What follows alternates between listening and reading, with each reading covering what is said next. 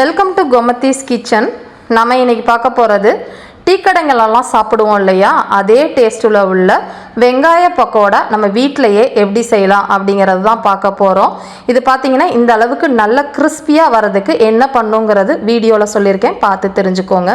கோமதிஸ் கிச்சனை சப்ஸ்கிரைப் பண்ணாதவங்க சப்ஸ்கிரைப் பட்டனை ப்ரெஸ் பண்ணுங்கள். உடனுக்குடனே அப்டேட் வேணும்னா பக்கத்தில் இருக்க பெல் பட்டனை மறக்காமல் ப்ரெஸ் பண்ணிக்கோங்க. வெங்காய பக்கோடா செய்கிறதுக்கு 2 பெரிய வெங்காயத்தை இந்த மாதிரி நைஸாக நீளமாக கட் பண்ணி எடுத்து வச்சுக்கோங்க.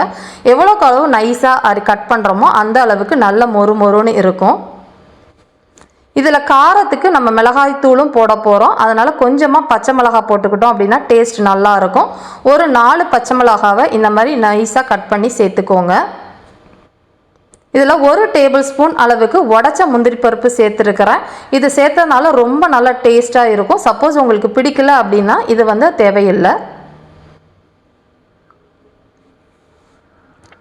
இப்போ இதில் பார்த்தீங்க அப்படின்னா 1 டேபிள் ஸ்பூன் அளவுக்கு தனி மிளகாய் தூள் நம்ம சேர்த்துக்கணும். நீங்கள் மல்லித்தூளோடு இருக்கிறது சேர்க்கக்கூடாது.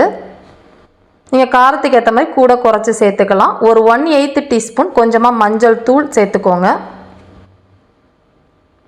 1/4 டீஸ்பூன் அளவுக்கு பெருங்காய பொடி பெருங்காயத்தூள் சேர்த்துக்கலாம். 3/4 டேபிள் ஸ்பூன் அளவுக்கு பொடி உப்பு சேர்த்துக்கோங்க. இப்போ இது எல்லாத்தையுமே இதோட நம்ம கொஞ்சம் கருவேப்பிலை, பச்சை கருவேப்பிலையும் நல்லா ஒரு கொத்து இந்த மாதிரி போட்டுக்கிட்டோம் அப்படின்னா பொரியிறப்ப நல்ல வாசம் கிடைக்கும் பக்கோடாவுக்கு. நீங்கள் ஃபஸ்ட்டு மாவெல்லாம் போடுறதுக்கு முன்னாடி இதில் உப்பு இருக்கிறனால இந்த மாதிரி பெசரி விட்டோம் அப்படின்னா வெங்காயத்துலேருந்தே நல்லா தண்ணி விட ஆரம்பிச்சிடும். அதுக்கு ஏற்ற மாதிரி நம்ம மாவு சேர்த்துக்க ஆரம்பிச்சிடலாம். வெங்காய பக்கோடாவை பொறுத்த வரைக்கும் நீங்கள் பெசரின உடனேயே பொரிக்க ஆரம்பிச்சிடணும். இது ஊறிச்சு அப்படின்னா வெங்காயத்துலேருந்து தண்ணி விட்டு நம்ம அதிக அளவு மாவு போடுற மாதிரி இருக்கும். அப்போ வடை மாதிரி ஆயிரும் உங்களுக்கு. இப்போ இதில் ஒரு 1/4 கப் அளவுக்கு அரிசி மாவு சேர்த்துருக்கிறேன். இது நம்ம செஞ்சிட்டு இருக்கப்ப எண்ணெயும் சூடு பண்ண ஆரம்பிச்சிருங்க, சரியாக இருக்கும். 1/2 கப் அளவுக்கு கடலை மாவு சேர்த்துக்கலாம். இப்போ இது எல்லாத்தையுமே நல்லா கலந்து விட்டீங்க அப்படின்னா எந்த பதத்தில் இருக்கணுங்கிறத காட்டுறேன். இதுக்கு மேலே அதிகமாக போட்டோம் அப்படின்னா மாவு அதிகமாச்சுன்னா வடை மாதிரி ஆகிடும். இப்போ எண்ணெய் சூடு பண்ணிக்கிட்டு இருக்கோம் இல்லையா, அதுலேருந்து 1 கரண்டி எண்ணெய் எடுத்து சூடாக இதில் ஊற்றினோம் அப்படின்னா நல்லா பொறுன்னு நம்மளோட வெங்காய பக்கோடா செம்ம சூப்பராக இருக்கும்.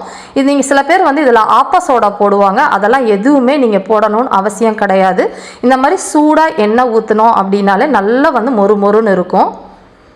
நல்ல எண்ணெய் சூடானதுக்கு அப்புறமா நீங்கள் இந்த மாதிரி வெங்காய பக்கோடாவை எடுத்து உதுத்து போட்டிங்க அப்படின்னா ரொம்ப நல்லாயிருக்கும்.